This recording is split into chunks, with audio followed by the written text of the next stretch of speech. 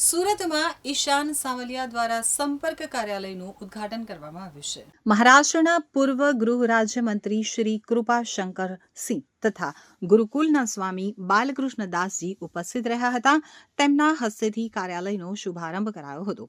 લોકોની સેવા માટે ઈશાન સાવલિયા દ્વારા આજરોજ સુરતના પર્વત પાટિયા ખાતે ફ્રી દવાખાનું તેમજ ફ્રી મેડિકલના સાધનો માટે કાર્યાલયનો શુભારંભ કરાવ્યો હતો। આ કાર્યાલયમાં લોકોને ફ્રી દવા આપવામાં આવશે।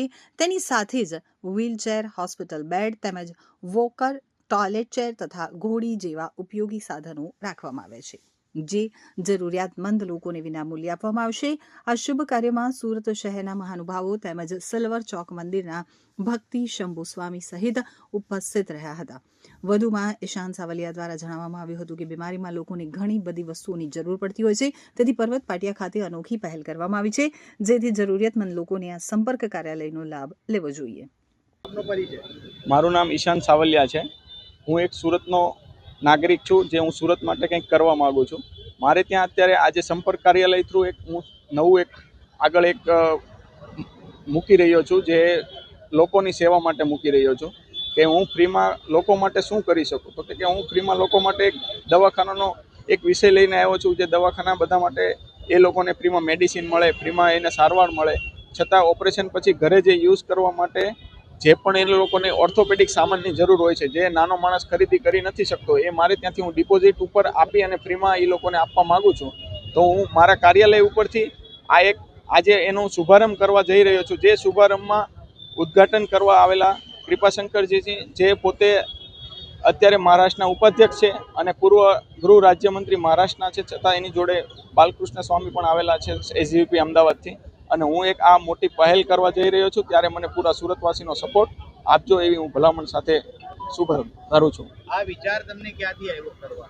આ વિચાર મેં ઘણા ગરીબો માણસ જોયા છે કે જે લોકોને મેડિસિન અને દવાખાનાની જરૂર હોય છે, ત્યારે એ લોકો પાસે ખીચામાં એક રૂપિયો હોતો નથી, અને જ્યારે તાવ આવતો હોય ત્યારે એ લોકોને તાવ સારો કરવા માટે એક દવા લેવા માટે એની પાસે પૈસા હોતા નથી। એવા મેં ઘણા એવા ગરીબ લોકો જોયા છે કે મેં એ લોકોને જોયા પછી એવું નક્કી કર્યું કે નહીં, આપણે કોઈક માટે કંઈક કરવું જોઈએ, કે જે આપણી આવડત છે, જે આપણા રિલેશન છે, જે આપણું ફ્રેન્ડ સર્કલ છે, એનો યુઝ કરી અને આપણે એ સારવાર આપી શકીએ। તમારી સાથે કેટલા લોકો જોડાયા છે?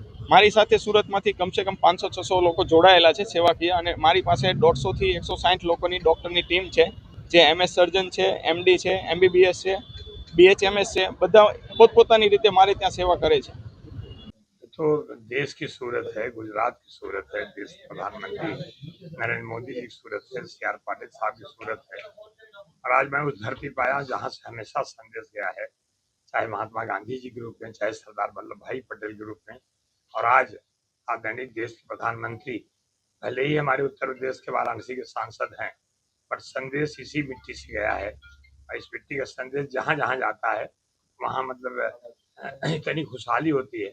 तो यहाँ आके उस खुशहाली में शामिल हुआ हूँ। सबसे पहले मैं ईशान भाई का जो सावलिया का जो संपर्क कार्यालय खुला है, उनको मैं साधुवाद देता हूँ कि जरूरतमंद लोगों को, जिनको सरकारी सुविधा से वंचित हो जाते हैं, जिनको और कहीं से मदद नहीं हुआ, उनकी मदद करने के लिए उन्होंने कार्यालय खोला।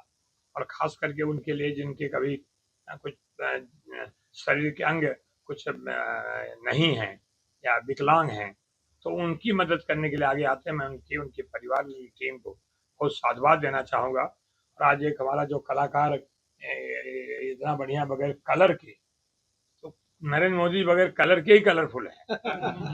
तो जैसे प्रभु रामचंद्र जी जहाँ जहाँ जाते थे भूमि अयोध्या हो जाती थी, ऐसे ही हमारे देश के प्रधानमंत्री जहाँ जहाँ जाते हैं भारत की संस्कृति और सनातन वहाँ अपनी जड़ बना लेता है, चाहे देश हो चाहे विदेश।